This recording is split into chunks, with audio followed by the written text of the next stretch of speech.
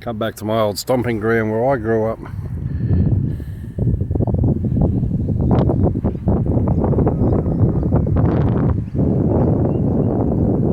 Right smack bang over there is the house that Dad built in the 60s when I grew up. Can't see behind the trees. It's changed a lot.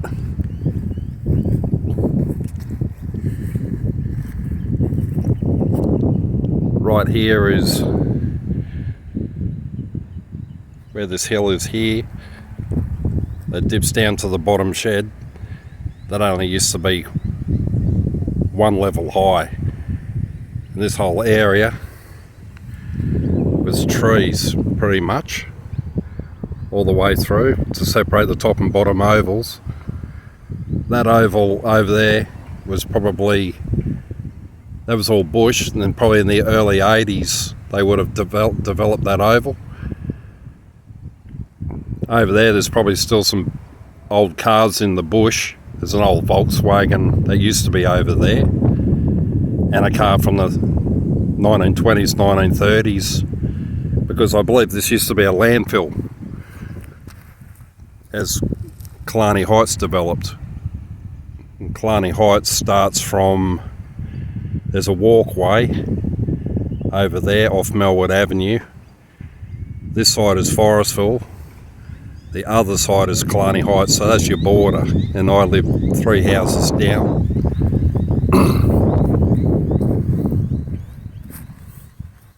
That used to be a soccer field, which it still is actually. All of it. Looks like they've got AFL here now. And over there was a best block wall. I'm assuming it was used to kick a football or soccer ball on or against, and that was probably, I don't know when that was taken down. But this area's been built up a lot. There was a lot of trees here. We had a BMX track here we'd work on. All the local kids in the 80s, early 80s, probably about 82, 83 I guess. And you could cycle through the bush, go around it. We had a jump over there. That little shed, that wasn't there.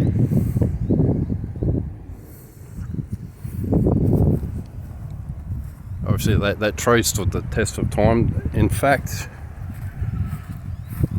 I'm starting to think, no, the bush would have started here. That was the cricket nets along there.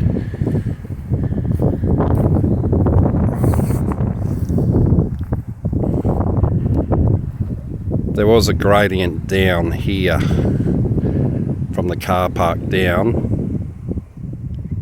and I'm thinking about here too. So the bush actually would have been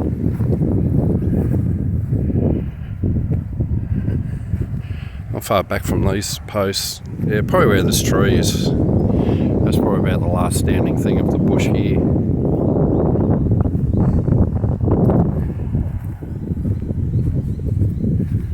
See what's over here. It's a lot greener. It's a lot nicer than probably what it was in the 80s, I think.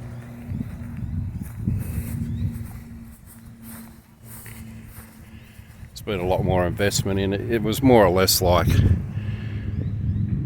how it is down there, that cricket pitch down there.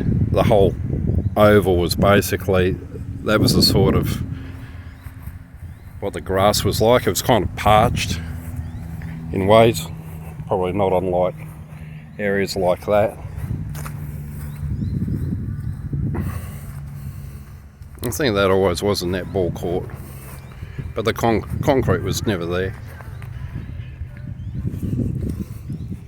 The car park there, that wasn't, I remember that being dirt, but I can't say when that was actually had tar on it.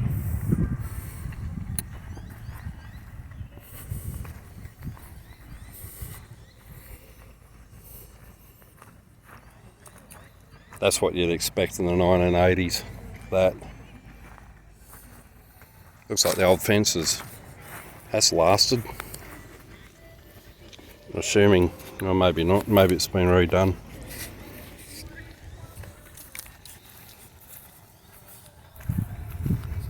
Footpaths, the lights, you know, didn't have as many lights here. In fact, it only had two lights on the top oval, 2 light posts. It didn't have any on the western side.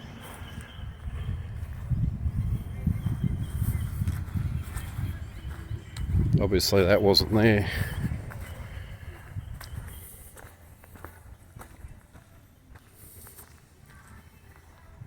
Footpath wasn't there. The benches I'm a bit conflicted with. I think there are always benches here, not metal ones. There might have been wooden ones. The concrete's new since I've been here. That little room, whatever it is, I guess they sell hot dogs or make food in there. That wasn't there. And this I hadn't seen before. This is an extension. So I'm thinking then again, this top toilet block here, that would have been put up in the,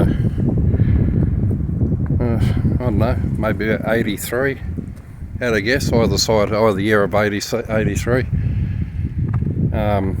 Female male toilets, and I'm guessing where yeah, that's right, would have finished there, on that entrance in there, I think. But that I hadn't seen before. None of this was here.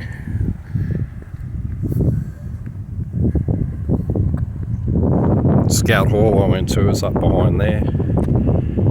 There's a guiding community hall over there. And pretty much just over there, you know, right here, I spent that many New Year's Eves with some teenage friends, people I met along the way. I mean, we're talking about days of blue light discos on Friday nights, when I was allowed to get out the house, when I was allowed out, and had to be back at midnight. And usually, of a Friday, that building up there, they would have a blue light disco as such. And there'd be adults there supervising to the best of their ability, the kids, teenagers. I mean, I'm talking, you know, you could have about 100 kids out here at most, you know, and then gallivanting on the oval at night time. And pretty much I stole my first kiss from a girl down there at those bottom sheds. Yeah, it brings back a lot of memories. Sitting up there against the wall, having a 250ml of VB or whatever. Saying to mum and dad, so I'd be going to the blue light disco, it'd be $4 to get in, $2 for a hamburger. That's what my friend would say. And between that we'd have $12 when we go buy a box of Twist Tops. Chatswood's changed. I mean, you could see Chatswood back 35, 40 years ago quite well.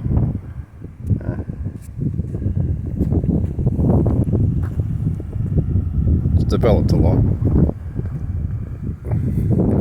I've almost got to say it's almost been overdeveloped, the Oval, just with the infrastructure, but you know, times change. It's good to see they put money into it.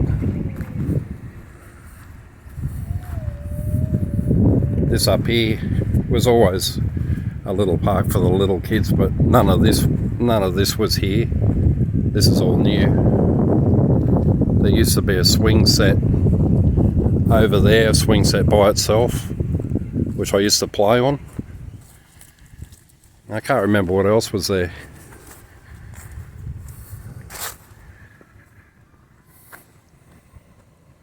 There's the back of the so-called, if it is called, top sheds. And again, looking down the bottom, that's what we could refer to as the bottom sheds. And this bush was always here, but it wasn't accessible. Looks like council whoever has put in a nice path. This is quite nice actually. I've never walked it. It looks like it's been cleared well. That's Melwood Avenue down there. Yeah, this was rough. This was really rough. It was hard to navigate. And so someone's come up here and done a lot of work. But the bush continued to possibly up around this point here, all the way through. Going for a walk down memory lane. Down there, that was a friend's house, Matt Simpson, who I met later into my teenage years.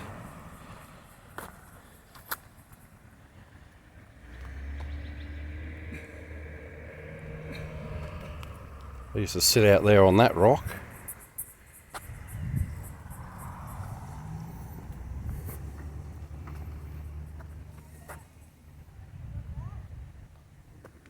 I'll have to have a proper look around here one day.